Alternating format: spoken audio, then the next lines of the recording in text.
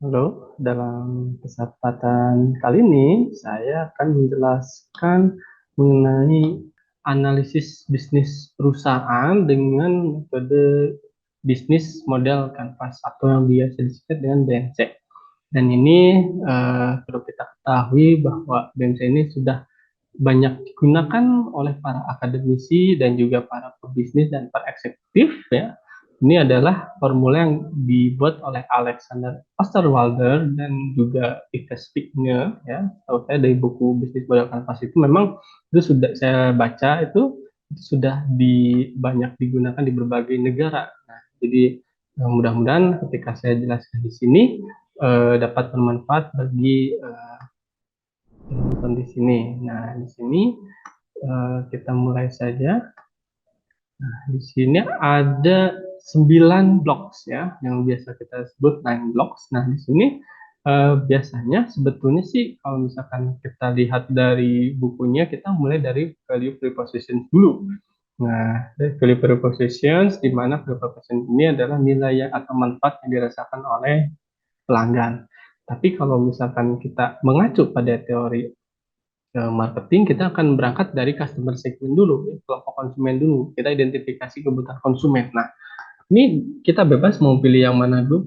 Pertama kita identifikasi, tapi karena kalau saya mungkin akan memilih dari customer segment dulu seperti itu. Jadi ketika kita tahu kelompok konsumen kita yang mana ya, tua, muda, laki, perempuan, terus apakah dari tingkat pendidikan seperti apa, dari tingkat penghasilan seperti apa, baru kita kan bisa menyesuaikan dengan ke blok-blok yang sisanya seperti ini ya. Jadi kita identifikasi dari customer segment dulu, kemudian berikutnya adalah customer relationship.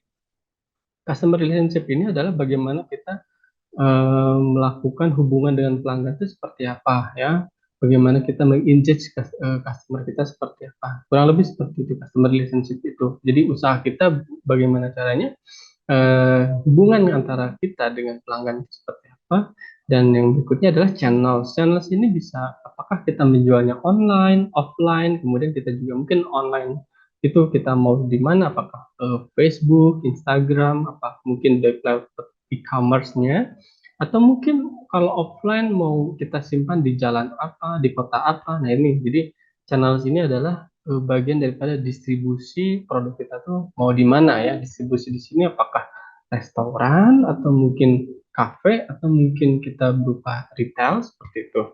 Berikutnya adalah value prepositions ya. Di sini ada value prepositions.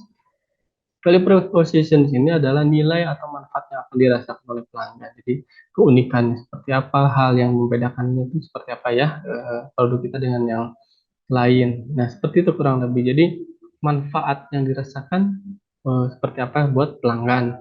Berikutnya ada key activities. Key activities ini berkaitan dengan aktivitas kunci ya, kegiatan utama sehari-hari kita seperti apa. Jadi nggak perlu kita tulis di sini ya, di key activities ini mengenai hal-hal yang memang tidak semestinya. Jadi dalam artian di sini memang yang berkaitan dengan bisnis kita seperti apa ya. Jadi mulai kita awal dari supplier, kita proses bisnis sampai ke apa namanya ke tangan konsumen ya, dari hulu ke hilir itu seperti apa. Kayak activitiesnya seperti apa. Jadi jangan sampai kita nulis di sini di EK Activities kita bangun tidur kayak gimana ya, sarapan dan lain sebagainya, nggak usah, karena di sini kayak activities ini memang bisa dibilang memang aktivitas utama dalam berbisnisnya, kayak gimana dari supplier, proses bisnis dan sampai ke tangan konsumen. Berikutnya adalah key resources. Key resources ini sumber daya kunci yang memang sumber daya yang memang kita miliki yang memang penting yang perlu dijalankan tuh apa saja. Misalkan kita bisa lihat dari infrastrukturnya, ya misalkan kita punya restoran, kita punya ada key resources-nya, perlengkapan untuk di restoran itu sendiri di dapur kayak gimana, ya kan? Kemudian kayak di dekorasinya kita seperti apa. Kemudian juga bisa dilihat dari key resources ini seperti kayak apa namanya employee-nya ya, dari employee-nya. Nah, jadi bisa dilihat dari infrastruktur, kemudian karyawannya ya. Berarti kan key resources dalam restoran berarti kan harus ada chef, kemudian ada waiters ya, dan lain sebagainya. Jadi beberapa posisi yang memang kunci itu kita harus dituliskan di sini. Nah, setelah itu ada key partners. Key partners ini bisa diambil dari supplier kita, ya. Partner supplier kita siapa saja, dan kemudian bisa juga key partners ini dilihat dari agen kita siapa saja ya. Jadi itu kan bagian partners kita juga. Kalau misalnya kita bisnis franchise, berarti partners kita ya si orang yang membeli franchise kita. Kurang lebih seperti itu. Jadi key partners ini ada hal-hal yang di luar daripada organisasi kita yang tapi menguntungkan buat organisasi perusahaan kita. Berikutnya yang di bawah cost structure. Nah, oleh karena itu mengapa cost structure ditulis di bawah? Karena kita sudah mengkalkulasikan di awal gitu ya. Customer segment kita siapa? Kalau misalkan customer segment kita untuk menengah atas ya berarti dalam customer relationship-nya kita harus disesuaikan bagaimana kita kalangan atas. Channels-nya pun kita harus disesuaikan, berarti posisi daripada restoran atau kafe kita seperti apa misalkan ya. Itu contoh misalnya restoran kafe atau mungkin misalkan kita ingin punya minimarket yang memang buat premium di dalamnya itu barang-barang impor ya, berarti kan harus disesuaikan juga dari sisi nanti cost structure-nya.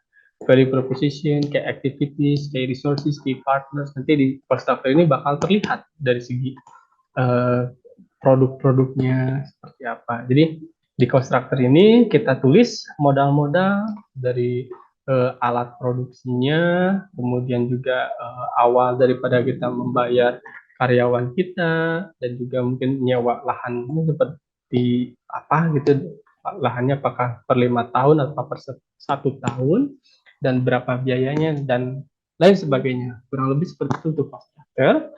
Berikutnya adalah revenue streams. Di dalam revenue streams ini adalah aliran dana kita, keuntungan kita dari mana saja.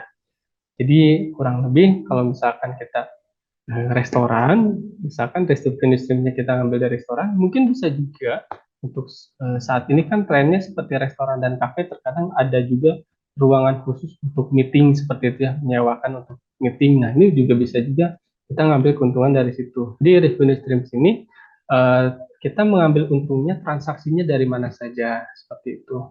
Kemudian misalkan seperti hotel, kan hotel bukan saja transaksinya dari penginapan saja, tapi juga bisa dari kolam renangnya, kemudian bisa juga dari restorannya, seperti itu. Karena tren untuk makan di restoran di hotel itu sudah menjamur ya untuk kali ini. Jadi itulah revenue stream seperti itu. Jadi kita aliran dana untuk transaksinya dari mana saja.